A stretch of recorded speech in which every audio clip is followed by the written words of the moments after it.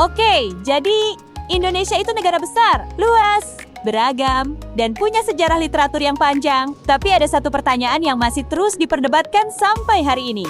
Apakah orang Indonesia suka baca buku? Jawabannya ya dan tidak. Yuk, kita bahas yang faktual aja. Pertama-tama, mari kita bahas perpustakaan di Indonesia. Perpustakaan bukan hal baru. Tahun 1778 sudah ada lembaga semacam perpustakaan di Batavia. Tapi secara masif, perpustakaan publik baru mulai berkembang setelah kemerdekaan, terutama sejak adanya Perpustakaan Nasional tahun ke-1980. Sekarang, menurut data dari Perpusnas, Indonesia punya lebih dari 164.000 perpustakaan. Ini menjadikan Indonesia salah satu negara dengan jumlah perpustakaan terbanyak di dunia. Sounds cool, kan? Tapi jangan buru-buru senang. Banyak perpustakaan itu bagus, tapi berapa banyak yang benar-benar aktif dan digunakan? Di banyak daerah, perpustakaan cuma jadi ruangan kosong dengan rak berdebu. Makanya muncul alternatif lain, perpustakaan keliling, taman baca masyarakat. Mari kita bahas lebih lanjut mengenai budaya baca di Indonesia. Sering sekali kita mendengar stigma, orang Indonesia malas baca. Kalimat ini seolah sudah menjadi label yang melekat. Namun, jika kita telusuri lebih dalam, data yang ada sebenarnya jauh lebih kompleks dan menarik dari sekadar generalisasi tersebut. Penting bagi kita untuk melihat ini dari berbagai sudut pandang dan tidak terburu-buru mengambil kesimpulan. Dulu, sebuah survei yang dilakukan UNESCO sempat sangat ramai dibicarakan. Hasilnya mencengangkan. Disebut-sebut hanya 1 dari 1.000 orang Indonesia yang memiliki minat baca. Angka ini tentu saja memicu kekhawatiran dan kritik.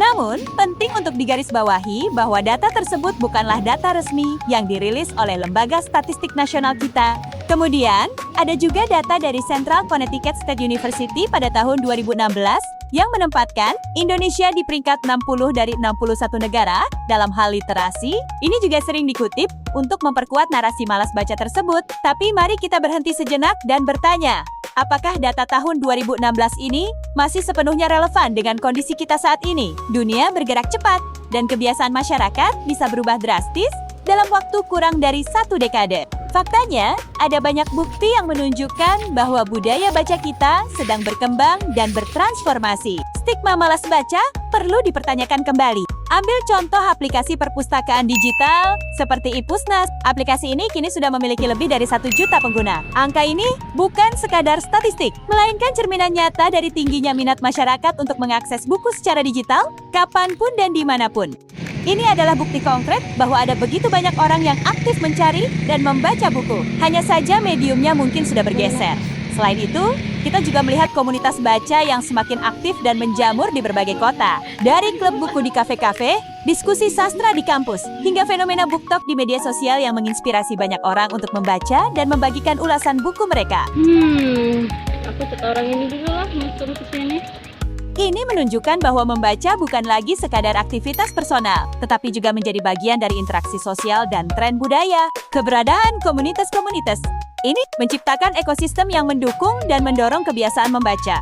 Tidak hanya itu, penjualan e-book dan audiobook di Indonesia juga menunjukkan tren kenaikan yang signifikan. Ini membuktikan bahwa preferensi pembaca sedang bergeser ke arah format digital yang lebih praktis dan mudah diakses. Banyak orang kini memilih mendengarkan buku saat melakukan aktivitas lain, menunjukkan bahwa cara kita mengonsumsi literatur semakin beragam dan menyesuaikan dengan gaya hidup modern. Ini adalah evolusi, bukan kemunduran. Meskipun masih ada tantangan yang perlu kita hadapi, seperti pemerataan akses buku di seluruh wilayah atau peningkatan kualitas kurikulum literasi di sekolah, pergeseran paradigma dalam budaya baca ini patut kita apresiasi. Membaca saat ini bukan lagi hanya soal buku fisik yang dicetak di atas kertas, tetapi juga mencakup konsumsi konten digital, seperti artikel berita online, esai di blog, bahkan thread panjang yang informatif di media sosial. Yang terpenting, akses terhadap informasi dan pengetahuan terus terbuka luas, memungkinkan siapa saja untuk belajar dan mencari wawasan baru kapan saja dan di mana saja. Intinya, budaya literasi kita sedang bertransformasi dan bergerak maju, bukan mandek atau bahkan menurun. Kita perlu melihat gambaran yang lebih besar, melampaui stigma lama yang mungkin tidak lagi relevan dengan realitas.